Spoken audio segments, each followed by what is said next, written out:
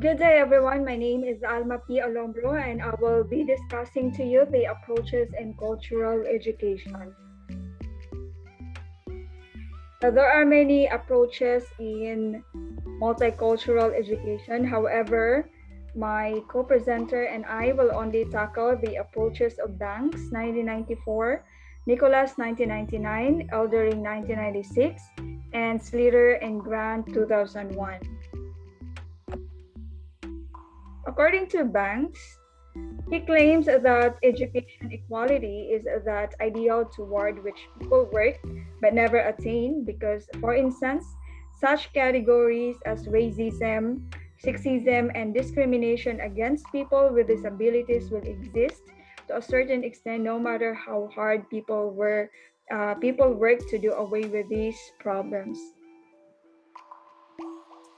Banks has three major groups of approaches. The first one is the curriculum reform. The second one is the achievement.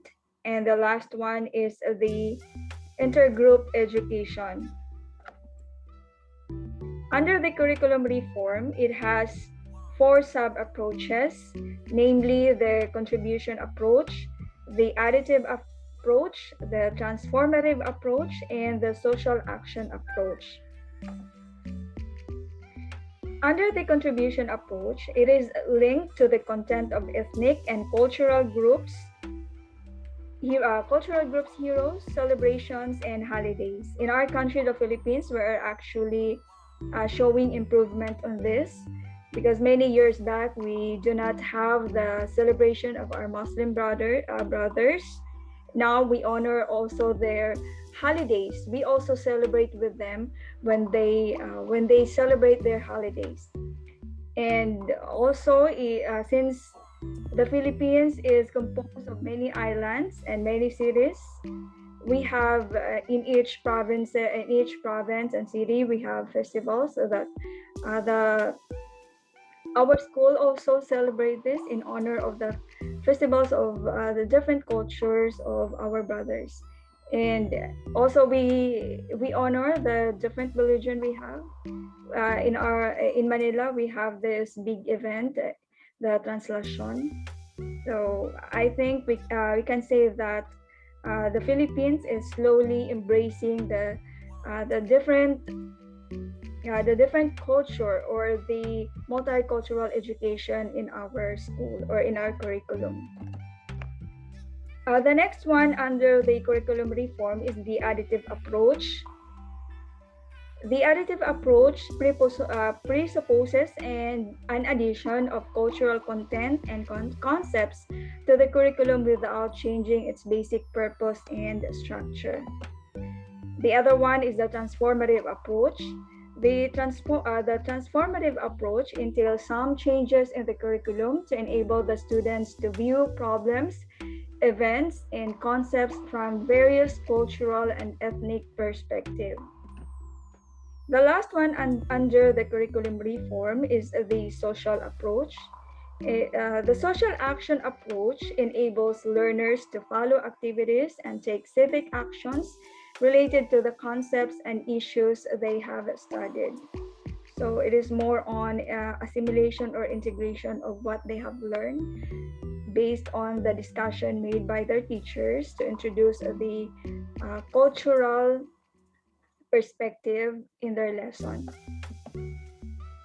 The second approach of Banks is the achievement approach. It aims at increasing the academic achievement of low-income and disabled students, as well as students of color and women. In the picture, we can see that there are this graduate who received his bachelor's degree in the University of the Philippines. So this just shows that our university embraces the different culture and giving the same opportunities as everyone else. And also our public schools have given different support to our learners who belong to low-income families. And in fact, we have different scholarships for that in our universities as well.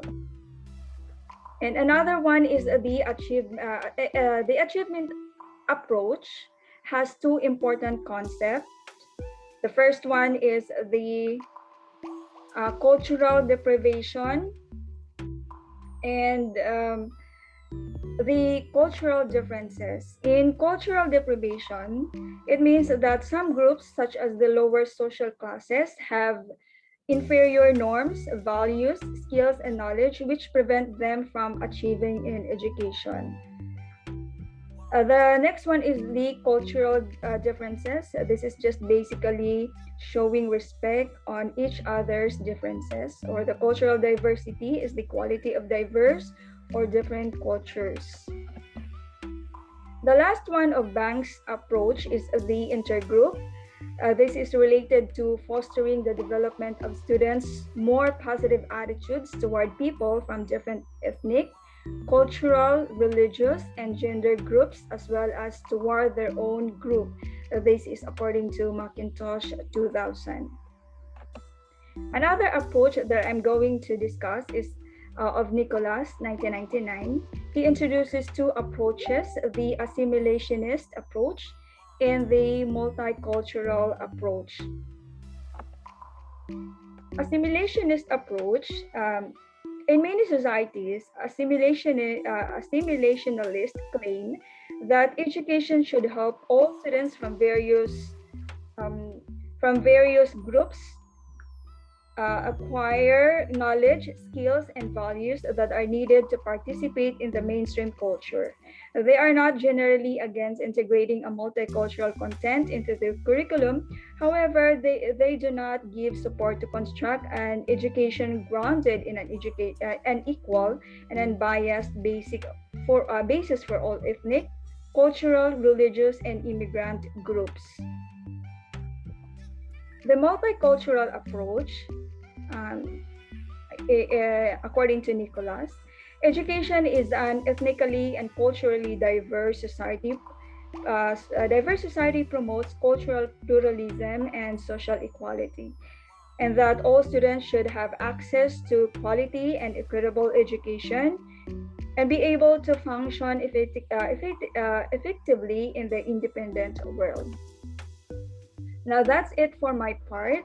Ma'am Aleli, my other co-presenter, will discuss to you the approaches in multicultural education according to Eldering 1996, Slither and Grant 2000.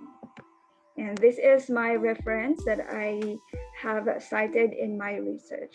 So thank you very much for listening. I hope that you're able to learn from what I have presented today. Thank you and have a good day.